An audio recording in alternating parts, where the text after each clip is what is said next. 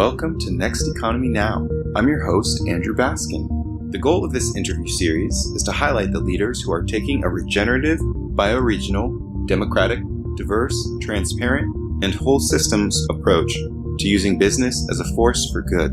In this episode of Next Economy Now, Kevin Bayuk, a partner at Lit Economy, interviews Brock Dolman. Brock co-directs the Water Institute Permaculture Design Program and Wildlands Program at the Occidental Arts and Ecology Center. He has taught permaculture and consulted on regenerative project design and implementation internationally in Costa Rica, Ecuador, U.S. Virgin Islands, Spain, Brazil, China, Canada, Zimbabwe, Tanzania, Democratic Republic of Congo, Cuba, and widely across the U.S. He's been the keynote speaker at numerous conferences and was featured in the award-winning films The 11th Hour by Leonardo DiCaprio, The Call of Life by Species Alliance, and Permaculture, A Quiet Revolution by Vanessa Shultz. Brock graduated with honors from UC Santa Cruz in 1992, having studied in the Biology and Environmental Studies departments, and for over a decade now he has served as an appointed commissioner on the Sonoma County Fish and Wildlife Commission. In August 1994, Brock was one of a group of 7 that purchased the land that has come to be known as the Occidental Arts and Ecology Center. So without further ado, please enjoy Kevin Bayuk's conversation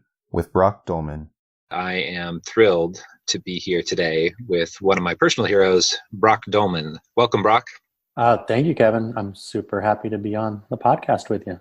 Just to dive right in, I'd love it if you could just share your personal story. I think just as context for listeners, Brock might be dissimilar from some of the other guests who have been sharing about impact investing, enterprise development, and so forth with his personal experience. But I promise you, we're going to weave this together. And so you'll come away with seeing how Brock's work and the things he's thinking about and developing tie directly into all the themes that we've covered on this podcast. Brock, take it away. If you could share your story, that'd be great. Yeah, well, thanks, Kevin. I mean, first of all, hi, everybody out there in podcast land. I'm speaking to you from Western Sonoma County in the little town above Occidental, California. And I live on the 80 acres here and work for the Occidental Arts and Ecology Center, which is next year's our 25th anniversary as a nonprofit. And we and I co-direct our Water Institute and with Kate Lundquist, and I co-direct our Permaculture Design, Resilient Community Design program with Kendall Dunnigan, and we have a Wildlands Restoration program with Jim Coleman that are my primary programs. But I'm, by way of personal story, I'm a biologist by birth. Always grew up just out in natural places and fishing, chasing frogs and snakes, and just loving the relationship of landscapes and people and in landscapes, and went to college, UC Santa Cruz, did a double major in agroecology and conservation biology. And that really led me to permaculture as a design method for regenerative human settlements that were based on natural patterns and processes. And so really trying to bring a sense of ecological literacy, functional literacy with respect to flows, of the fact that energy cycles on this planet and matter flows and life webs. And how do we bring in alignment our human settlement practices, urban, rural, suburban, agriculture, rangeland, forestry, the types of things we as humans generally do and manipulate on the planet. How do we bring those more in alignment with how natural flows and processes work so that we can leverage those landscapes, not in a negative way, but collaboratively and in a good way? So a lot of that, I think, I'm interested in reclaiming the eco part of economics, of oikosnomia, really meaning household management, from ecology, the study of home, and recognizing that flows of currency, legal tender, is one material flow in relationship that we as humans have with each other and with the broader natural world. And how do we acknowledge and manage a whole bunch of budgets? The carbon budget, I think, these days gets a lot of attention with respect to, various climate change issues and excess of carbon in the atmosphere and the ocean, for instance, but water budgets and soil budgets and biodiversity budgets and social justice budgets, if you will, not to really. So what connecting and maybe acknowledging and honoring that, that there may be a perception of, quote, profit, but when we look at natural systems, the profit in a forest is clean water and clean air and buildup of carbon and, leaf litter and resiliency and a landscape that is more moist and cool and conducive for rainfall and that kind of stuff. So how do we mimic that in our social human built infrastructure? You mentioned the Water Institute, and I know a lot of your work kind of revolves around water. Sometimes when you tell your story, I've heard you reflect on, maybe it's your experience as a conservation biologist, where you've drawn this connection between life and water.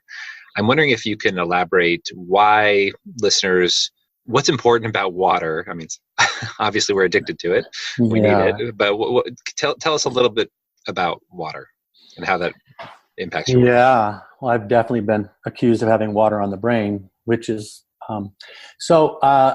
maybe for the listeners, I mean, here's the thought experiment, which is, let's get clear that you don't actually live on planet Earth, you live on planet water, to really use a phrase that Lynn Margulis coined many years ago, who, look her up, one of the most amazing biologists ever.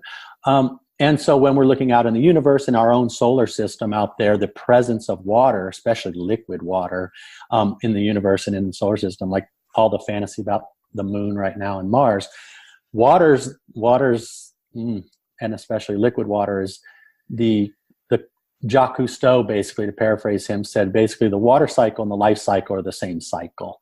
And while we're carbon-based life on this planet as we know it, meaning organic life, carbon-based life, the atom of life is carbon, the molecule of life is water. And so by volume, all life forms, when they're actively alive, are mostly by volume water.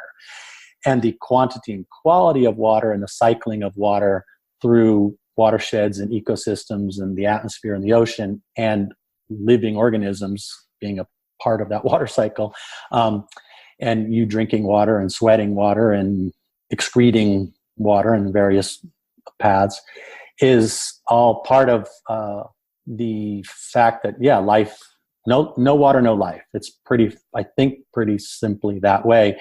And then unfortunately, when we look at the legacy and the modern moment of how it is that the water cycles and watersheds and impact of water quality are expressing themselves on the planet, it's pretty clear we're our collective human experiment here, project here, is not doing a very good job at supporting the water cycle and balancing water budgets on the planet.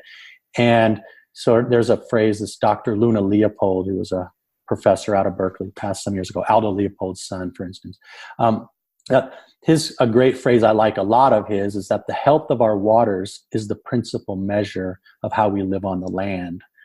And having water as a benchmark or as something to evaluate the efficacy of our settlement in place over time. So are you willing to get on your hands and knees and drink straight out of any creek wherever you live or not? And if the answer is no, which for most people these days it's no, spelled N-O, then I think you need to know, K-N-O-W, a different reality on that, because that's a severe indictment on the legacy of our abuse and misuse of water. And to be a little political in the moment, because here we are on December 12th, 2018, and the fact that the Trump administration is now, as of a couple days ago, removing the various protections for the waters of the U.S. and that whole issue, and millions of acres of wetlands and supposed disconnected waters of the U.S. are going to have protections removed from them. And that's kind of like thinking about the big river that's navigable is what we're going to protect, which is like saying, okay, I'm going to protect your aorta, the big veins and arteries, but actually the capillaries and the muscle mass and the tissue of your body is we're not going to protect. And in a watershed, most of the surface of a watershed is in the analogous capillaries and the small drainages, the seasonal drainages, the wetlands.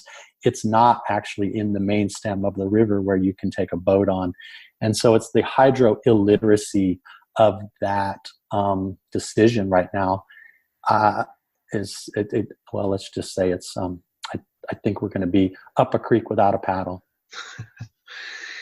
And so if as water is the limiting factor to life, every aspect of the economy, how we grow food, how we build homes, how we provide for garments or textiles, or every aspect of goods and the way we meet each other with services to meet human needs really impacts the water cycle on some level. And I'm not sure that all organizations and enterprises who are in the endeavor of providing for humans and our needs are kind of acutely aware of the importance of that. And it's obviously this connection of life and water. We're seeing it even very self-evidently in climate change and global warming. I'm wondering, you've painted some beautiful pictures and used some amazing analogies that I've benefited from to help understand what's going on with global warming in this very confusing and frightening time for people who are kind of just growing their ecological literacy. I'm wondering if you could share kind of the connections between the hydrologic cycle and what we're seeing with global warming, the impacts of climate change. I benefit greatly from your understanding of that. Sure. Yeah, this is if we're willing to buy into this idea that we live on planet water and 70% of the surface of this planet is liquid water, meaning the oceans, and then you look at the amount of fresh water and vegetation and the glaciers and the poles. And what's really cool about water is this amazing thing, is this often referred to it as the Mickey Mouse molecule, right? Because you got the oxygen and then the two hydrogens attached to that, the H2O, and then how they connect up with each other molecularly so that water can be a solid, it can be a liquid, and it can be a vapor. And the thermodynamics, the energy exchange that's required to move the phase state of the water molecule, say from a solid to the liquid or from the liquid to the vapor, is there's an amount of energy that's either released or absorbed in that phase state change. And I think everybody knows that when you melt an ice cube on your forehead, that solid going to liquid is a cooling reaction. It absorbs energy and you feel cooler. And when you go on a run and you sweat, your liquid sweat, as it evaporates to a vapor, you feel cooler, evaporative cooling and evapotranspiration with vegetation. So people intrinsically get that. So if you then pull back and think about the planet and this concept of a greenhouse effect, where the dominant greenhouse gas on the planet for 3 billion years plus has actually been H2O. H2O is the dominant greenhouse gas in a vapor state. And then we have some other additional gases that ebb and flow, and we've currently been increasing their predominance in the atmosphere, such as CO2 and methane and nitrous oxide and those kinds of gases, these anthropogenic greenhouse gases. So the greenhouse effect is an effect. It's a physical chemical effect. And if you increase the heat trapping capacity of the atmosphere, then we get to what is called global warming. The planet is warming because it's holding more of that solar energy in this atmospheric blanket, and that results in climates changing. So I like to support people in recognizing that that's a set of processes and flows, and that climate change and global warming aren't exchangeable euphemisms of which one just feels less bad to you. Climate change is a response. It's a reaction to a planet that's increasing in its heat retentive capacity.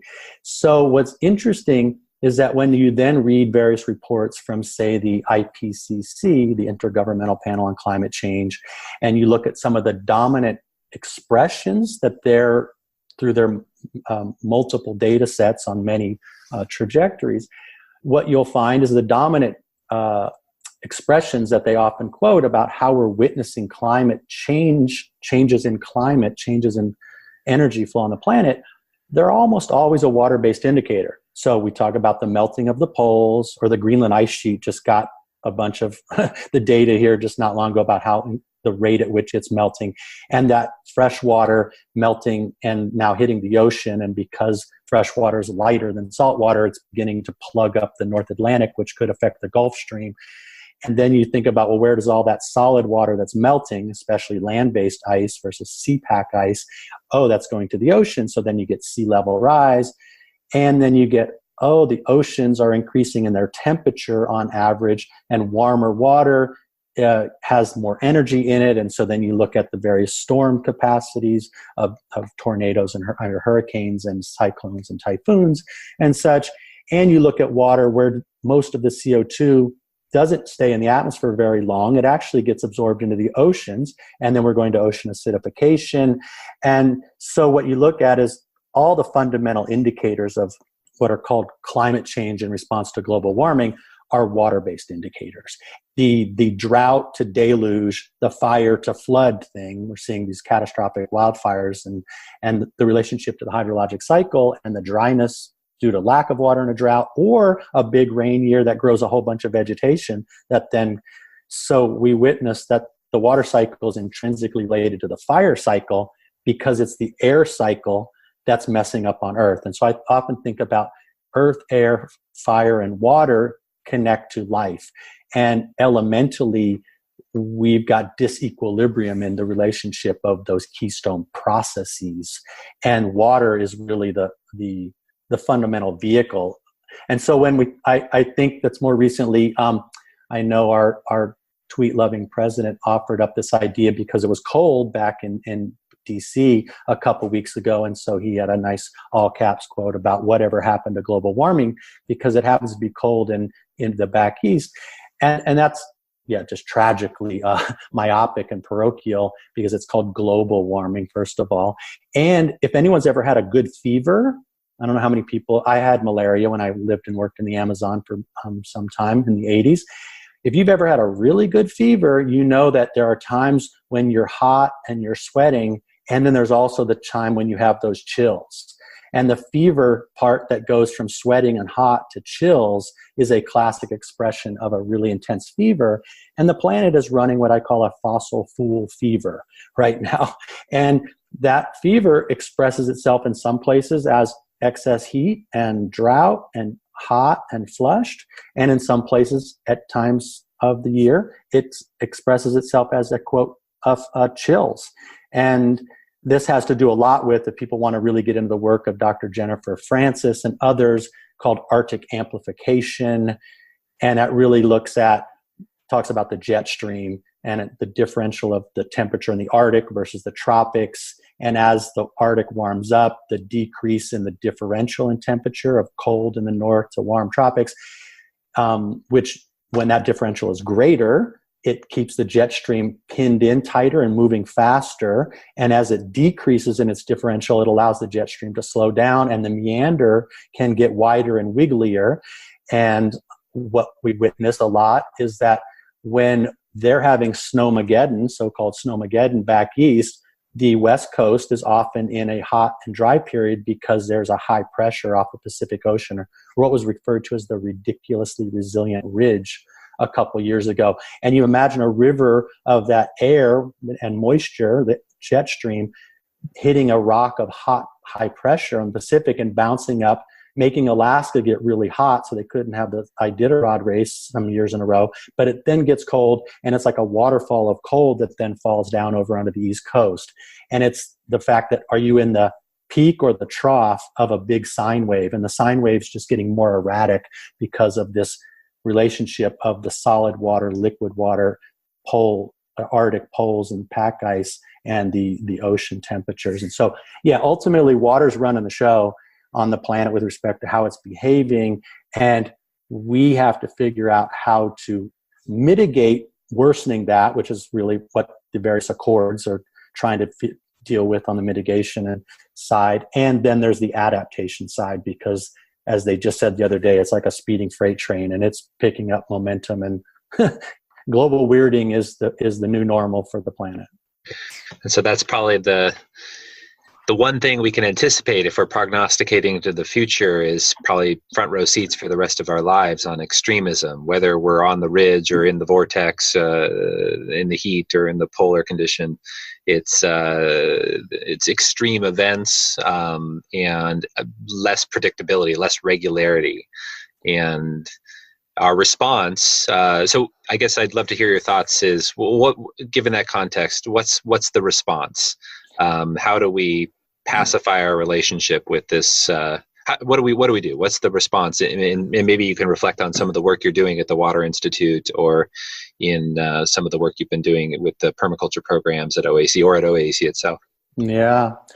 Well, I think on the mitigation side, meaning we have to figure out how to back off on the fever-inducing emissions that we've got.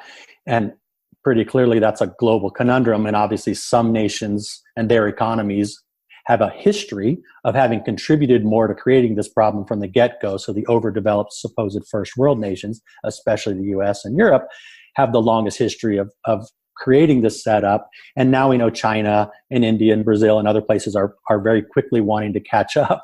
And their emissions, and the fact that 2018, the report a couple weeks ago, is about our global emissions went increasingly or increased. And with the US pulling out of the Paris Accord and the current accord, the leave it in the ground movement, which is ultimately the most astute thing we can do right now, is we have to leave it in the ground. And yet, how do you go cold turkey on an addiction to a set of fossil fuels, the solid state of coal, the liquid state of natural gas, or the oil or the vapor state, if you will?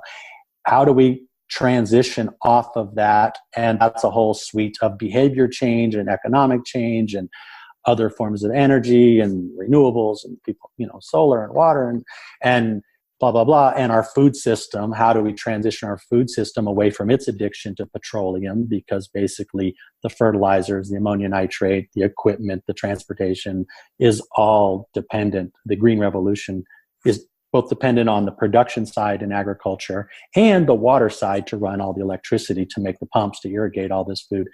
So we've got a really big challenge ahead of us on that global side, which requires universal cooperation, collaboration, and trust. And unfortunately, that doesn't appear to be, at least from the nation you and I are citizens of, being modeled very well in this current administration.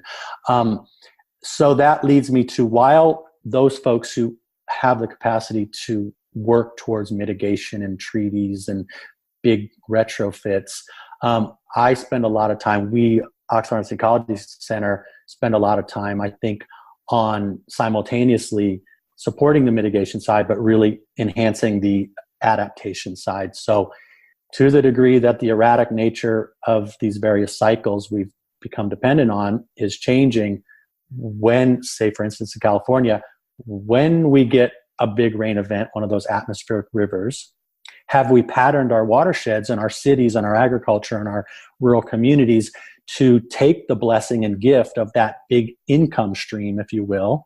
So it's not like we get a steady salary in California. We're more like we're working on contract, and we get a couple big paychecks every once in a while, especially in the drought years. It's a few big storms that are making up the bulk of our, quote, average rainfall. And you either pattern the ability to slow it and spread it and sink it and store it and share it when that rainfall hits the landscape in a way, and do groundwater recharge and invest that into soil health and into vegetation and wetland systems and bring back the beavers, because they're the best hydrological engineers who can figure out how to hold water and slow it and increase the recharge and reduce flooding. And actually those wetlands become carbon sequestration vehicles. So we get a double benefit of reducing atmospheric CO2 while we're creating living carbon-rich sponges that cleanse water and create habitat and benefits for us. So at the personal level, we have a publication people can download from oaec.org called Basins of Relations.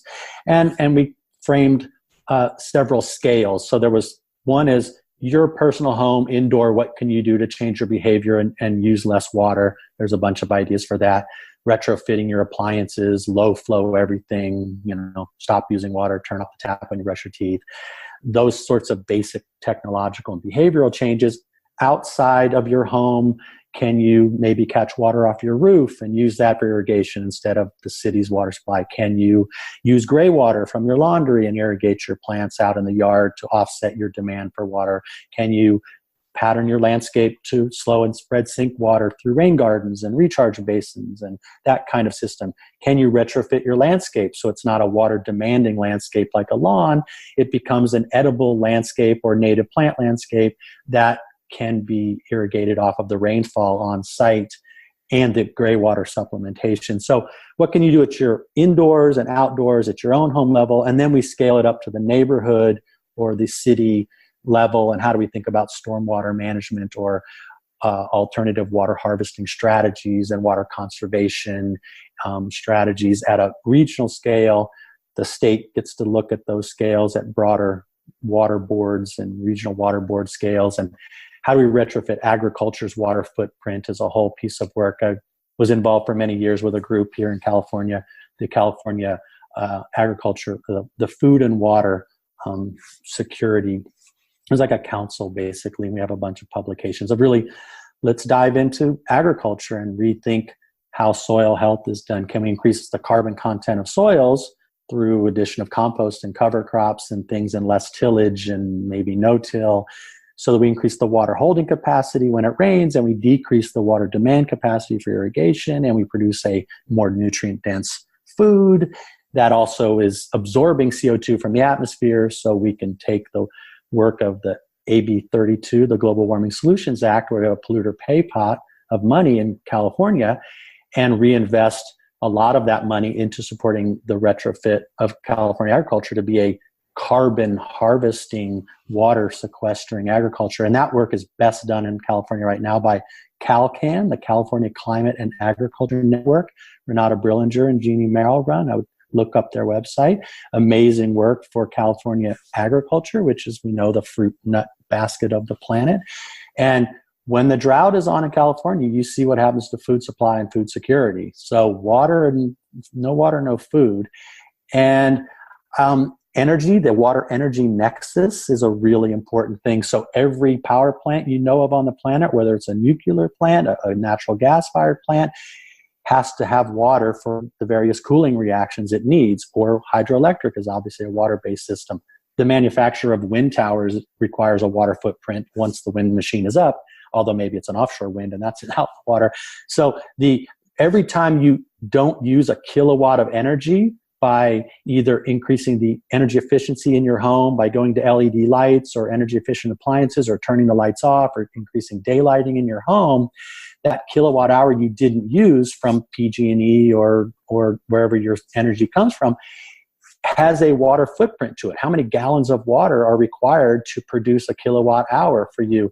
And if you were catching your own water on your roof with a gravity-fed system that used gray water on site, that you didn't need to pump water from another watershed, and you didn't need to send the water to be treated, and you went with a compost toilet where you stopped just doing what you do in water and did that in the carbon cycle, so you didn't even need a black water system, then we start getting into virtuous cycles where the return on investment by integrated systems, where the output of one part is an input to the other, and it starts looking more like how ecosystems resiliency works, is really the way of the future. And that's what I think systems thinking and permaculture as a design method that intrinsically links flows and connections. And the beauty of it is doing those kinds of retrofits. My experience where we live up here is life is more fun, and it's tastier, and it's more beautiful, and you feel connected, and there's right livelihood, and there's green jobs, and people want to be involved in a restorative, regenerative relationship. So that sets the tone that there's a tremendous amount of work to be done, whether it's on the level of personal habit and behavior change in our individual lives, or in our families and communities or neighborhoods, and then as we organize and influence policies, or as entrepreneurs, the techniques and strategies that comprise that mosaic of opportunities and solutions to transform everything you mentioned, agriculture, everything down to toilets, compost toilets. It strikes me that there's just a current need for individuals and organizations either to transition from the business as usual approaches to meeting human needs for, say, sanitation or food production, and transition our practices to ones that are in that virtuous cycle. And that's either, again, through transition, or maybe it's through entrepreneurship and starting new ones. And I know you and I see some of that work happening in OAC and the Water Institute, and through your permaculture programs, all actually create and generate supportive both educational learning experiences as well as materials that you referenced as being available on the website. I am curious to return to what you just said about this idea of, by contributing to that virtuous cycle, that it actually feels better, that it brings us alive. I know you have a lot of insight on this because I've heard you share it before. A lot of people, when presented with maybe the excitement about all these opportunities, when they put where we're at in making, say, for example, compost toilets the norm, because it's part of that virtuous cycle, and noting that we're just so far from having that be the norm, and feeling the urgency of reading what's coming out of the National Climate Assessment or any of the documentation. There's just so much hurt, so much grief, so much to hold. I'm curious if you can share a little bit on personal resiliency, or maybe personal strategies or things that you've seen work. It comes up a lot when we're talking to people when they are facing this uncertain future. Yeah. No, often, work a lot in ecosystems, if you will, in the restoration of ecosystems. But I think I'm pretty clear with lots of other folks in recognizing that the work of the day is what I often refer to as ecosystem restoration. So what's the storyline of the ecosystem? And right now that story, let's just say there appears to be a lot of folks on this planet, ironically, in our nation who are less than happy. There's that classic every year since the 50s or so, folks were interviewed. 2 questions. Do you have more things than you did last year? And are you happier than you were last year? And that curve is inversely correlated. People have more stuff and the happiness is going down. And so Kevin, I think it's a great question about how are we all holding the enormity and the intensity of this current moment in our personal lives and our family, and the feelings of witnessing what's happening to the planet and to people. And I think the work of this organization called Movement Generation, the Justice and Ecology Project out of the East Bay, they work a lot on this idea of just transition. And I really appreciate a phrase they have a lot, which is that transition is inevitable, but justice is not. And so the question is just us.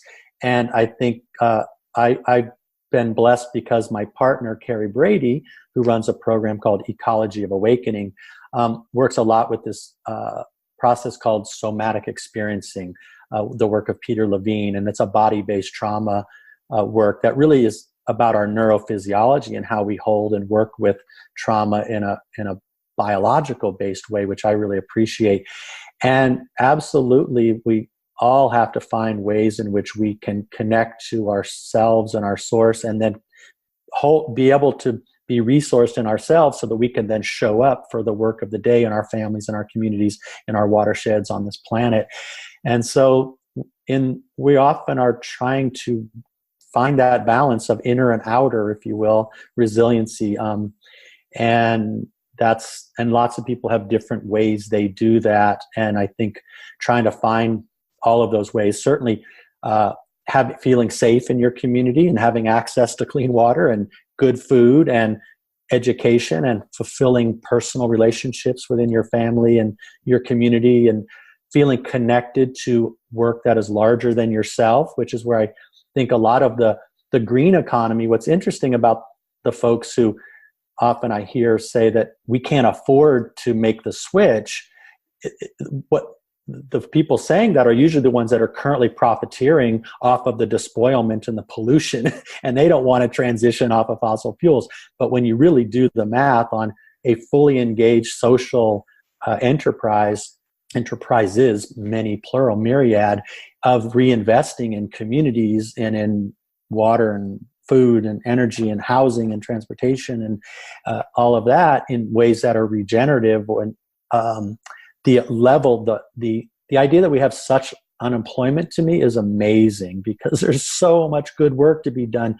Just for instance, in the fire world right now, the management of watersheds from ridgeline to river mouth and urban, rural, suburban areas, to figure out how to rethink and retrofit the land use from devegetation management, for instance, and how we're working in a good way with forest management or grasslands or wildlands, the wildland urban interface, so that it's less flammable and more productive and more regenerative and improves water. And there's outputs and there's products that can be I think, markets that can be developed from the so-called waste product. Waste is such a bad word. It's the outputs that are in an active relationship with living systems.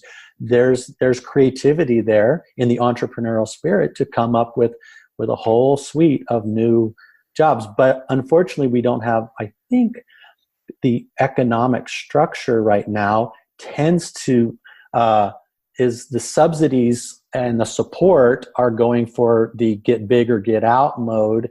And we need to maybe tax the toxic a bit more and subsidize the sustainable a bit more and reinvest our perceived surplus into a whole socio-cultural justice-based green retrofit that will produce more jobs and healthier communities and more mitigation and adaptation to the fact that the erratic future we're facing needs to be rethought, and business as usual is giving us what we currently have right now.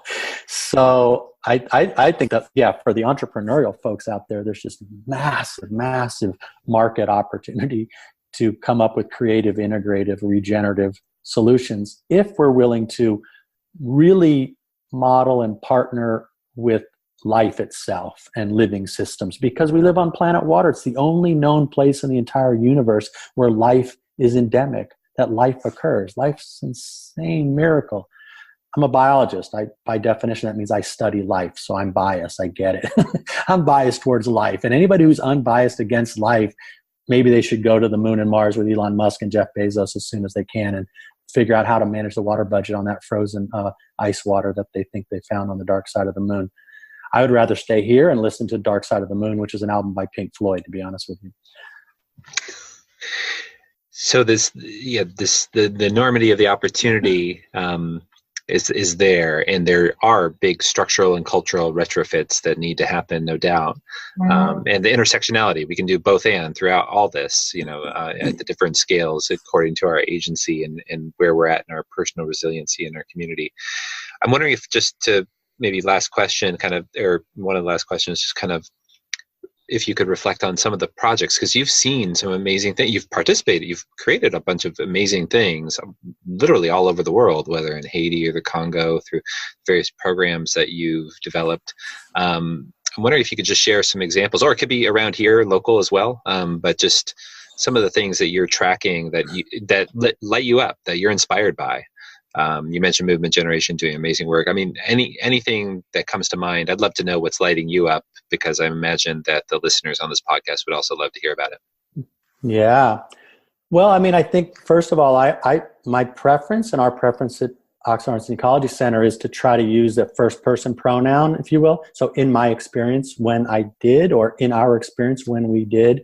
So we try to model and explore and demonstrate and make a lot of mistakes and then rethink and retool. And so all of these things that we were talking about, whether it's natural building and green building, or alternative energy, so-called photovoltaics, or grid intertie micro hydro systems, or gray water systems, roof water harvesting systems, seed saving, organic farming, consensus-based decision making, governance, recognition of, to be honest with you, the current state of white supremacy and patriarchy, and how we have to rethink and retrofit our social ecosystem around the enormity of the inclusivity. We work a lot with indigenous peoples, native folks. Where I live here and now is the sovereign territory of the Southern Pomo and Coast Miwok tribes, and those folks are thriving right now. They're called the Federated Indians of Great and Rancheria, and we have a collaborative, respectful relationship with them that's of some form, if you will, of reparations, and being in co-conspirators with indigenous peoples of place in a good way as well. And so I think when it gets down to, say, physical projects, I have worked with a number of our folks and communities in our community in West Sonoma County here over the years, last 20 years, of a little town called Bodega, for instance, which is just over the hill from Occidental towards the coast at Bodega Bay. And they had a water supply conundrum with the creek that was not ideal, and the creek function was not good for the fish, and the water quality wasn't good, and it was really expensive. And a group of us got together and said, hey, what about we catch water off your roof and store it in various tanks, and then you use that water in the summer for your landscape irrigation, or there's a 40,000 gallon tank on the volunteer fire department. And then some of the dairy operations started doing big tanks, big meaning 240,000 gallons upwards of 1.4 million gallon tanks. And for the most part now, that whole community in the summer is on water supply that was stored from winter rainwater that was in excess off the roof anyway, and the creek flows are improved and perennialized, and the coho, salmon, and steelhead are recovering. And everyone's happier with that, and the water security is better, and it's more affordable. So that's in place. It's already done. A lot of this work is not theoretical and science fiction. It's science fact. It's happening right now. Our beaver work, if you really get into what beavers can do for us, and we have a Bring Back the Beaver campaign and working with beavers in coastal communities for salmon recovery and mountain meadows, as we have less snowpack and more liquid runoff from our meadows, from our Sierra Nevada, for instance, which is the significant contributor to California's water supply, is Sierra snowpack that melts off the mountains. Those mountain meadows have been degraded and dehydrated over the years of abuse, and beavers can come back in and help us rehydrate and create the living sponge to store more water to improve the water supply portfolio and resiliency of California, while they're doing a bunch of other benefits like I mentioned earlier.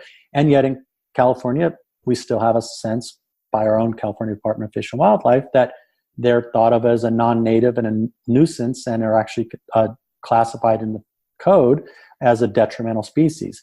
So there's a lot of work to be done there, and that doesn't mean that beavers are industrious little buggers with big teeth, and sure, they can maybe cut down some trees and their dams might inundate some water, behind their dams, but we have non-lethal ways to coexist with them so that we can collaborate with beavers to get the benefits of beavers and still have a ongoing work. So I think we're often trying to work at those different scales. We have a school garden teacher training program here that for the last 24 years through OAC, and have worked with hundreds and hundreds of schools around trying to support our public education system, especially K-8, and ecological literacy and the relationship of food systems, and getting kids engaged with a little bit of growing of their own food, and what does that mean, and what does seed saving look like, and nutrition education and that work. And that's an effort that's underway. And there's, as we well know, especially in the Bay Area, it's a very famous projects in the Bay Area of linking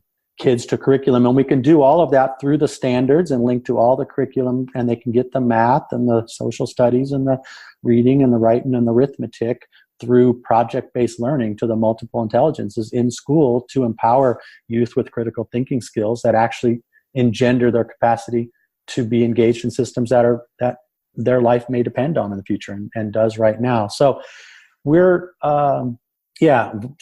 involved in the policy work. We collaborate with a number of folks around trying to change gray water policy. We currently have an active compost toilet research project with the County of Sonoma as a partner, the County Health Department, and the Regional Water Board, and we're studying 3 different compost toilet models that are a little bit more commercial scale. We have UC Davis and Stanford folks on our committee with the process of really peer reviewing this and having rigor and science on our tests to verify the efficacy of our ability to take human waste and turn it into a pathogen, parasite-free organic material that we can then reinvest into soil health to grow plants that can sequester carbon while we preserve water quantity and water quality simultaneously. So, we're in the thick of that, and we're doing it, and we invite people to come to OAC, and you could use the compost toilet and make a donation that way to OAC if you want. We'll take your money as well. We'd love that. We need that. But we've got lots of ways for you to donate. Come over and make a deposit. Exactly. And people can find out about OAC at oaec.org. And the Water Institute website is on that site, right? Is linked. It is, yeah. Then it's //water. But you can go and on the OAC website, there's the links for the Water Institute or the Permaculture program or the Mother Garden or the School Garden Training, the Wildlands program. Yeah, we're all different programs within the overall Occidental Arts and Ecology Center umbrella. Well, I'm really grateful, Brock, for the time you've taken to share with the Next Economy Now listeners. I think some of the takeaways for me are just reaffirmed in that there's an enormity of challenges for sure. But if we understand kind of both the causes of those challenges that humanity is facing, the potential solutions or opportunities to contribute to this big project that's larger than ourselves to have a resilient, thriving humanity, there's just so many ways to plug in at all different levels. So just so grateful for your insights. Is there anything else that you want to share with our listeners as a parting words? No, other than just gratitude for you, Kevin, and all the work you all have been doing with Lift Economy and connecting folks, and especially people with the economic capacity to really be participatory members of the regenerative vision for a future that connects people to place and a planet in a harmonious relationship. So thank you for that work, for sure. Definitely our pleasure. That's one of our ways to contribute to something larger than ourselves. All right, Brock, I'll see you in the watershed. Okay. All right. Thanks, Kevin. Next Economy Now is a production of Lift Economy. Lift is an impact consulting firm whose mission is to create, model, and share a locally self-reliant economy that works for the benefit of all life. To listen to all our past episodes or to share your thoughts about the show with us, visit www.lifteconomy.com/podcast. That's LIFT economy.com/podcast. You can also subscribe to this podcast through iTunes, Overcast, Stitcher, or wherever you get your podcasts. Please take a moment to rate us on iTunes. It's really very helpful in allowing these ideas to reach a wider audience. Once again, thanks for listening.